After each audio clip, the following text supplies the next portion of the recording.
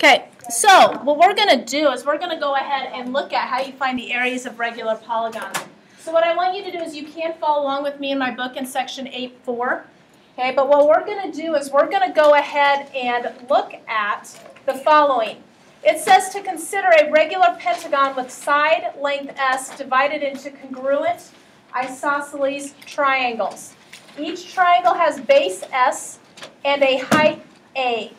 What is the area of one isosceles triangle in terms of A and S? So if you want to follow along, we are on page 442.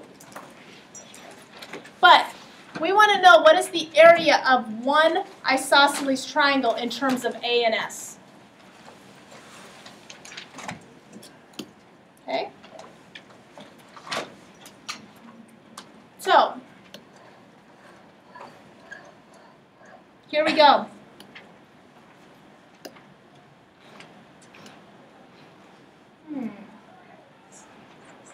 What is the area of one isosceles triangle in terms of A and S? So specifically, if I look at this triangle right here,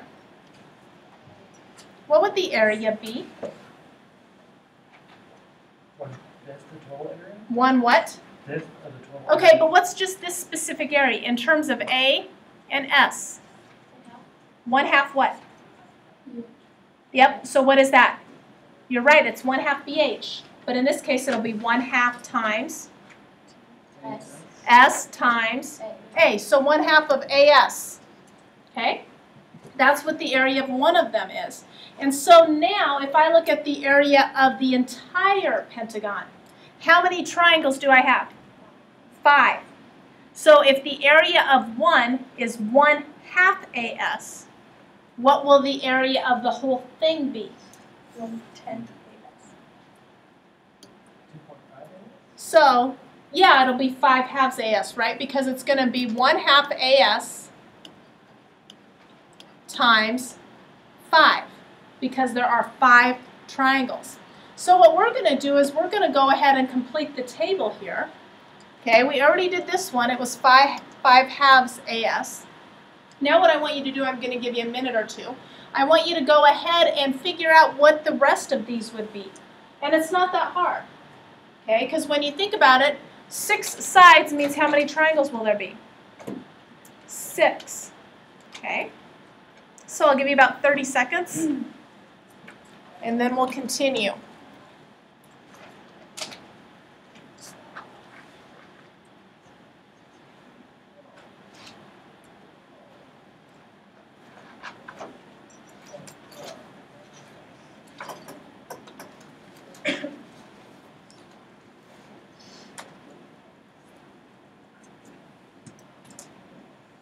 So what would the 6-sided one be? What? 6/2 AS, but what do I know 6/2 is? 3. Okay? What would the 7 be? 7/2 AS. What about the 8? 4 AS. What about the 9? 9/2. What about the 10?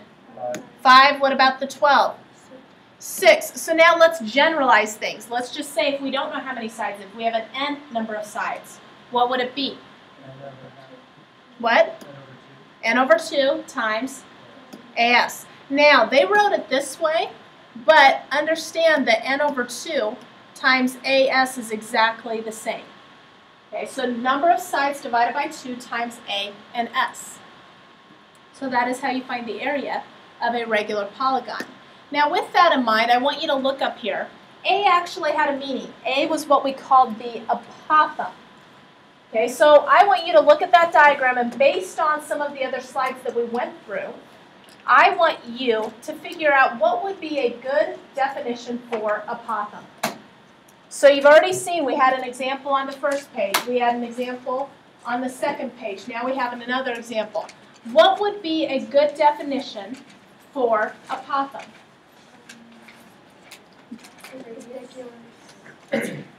Okay, close to a radius, not quite actually a radius. Distance from the middle to an outer edge. Distance from the middle to the outer edge, okay. Let's even be a little more specific.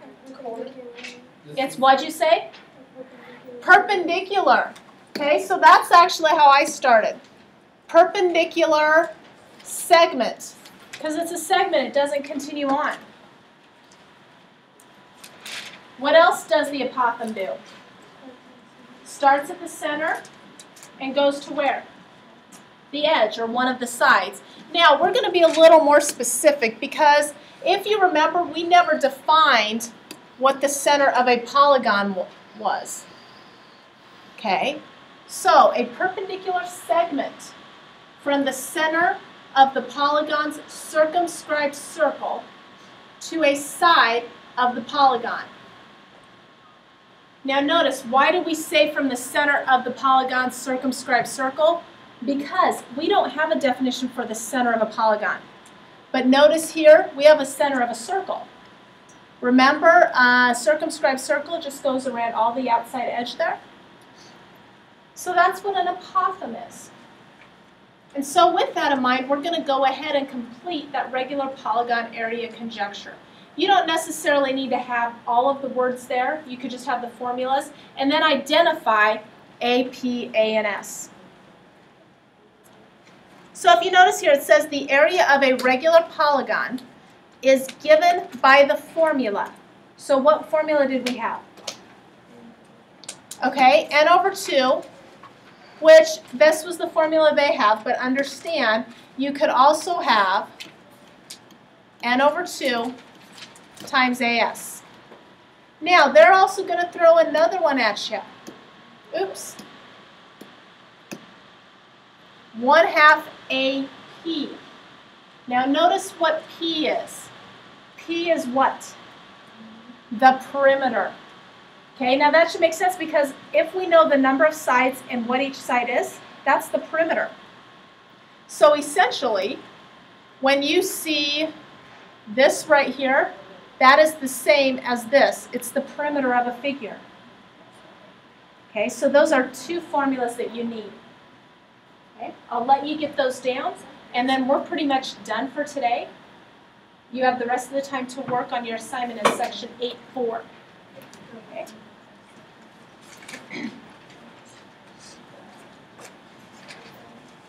So I'm going to go ahead and put the assignment up on the board, and then I'll stop the video. If those of you didn't quite get this written down, I'll go back there for you to do. But your assignment today is going to be found on pages 443 and 444. I need you to do 1 through 8, 13, and 14.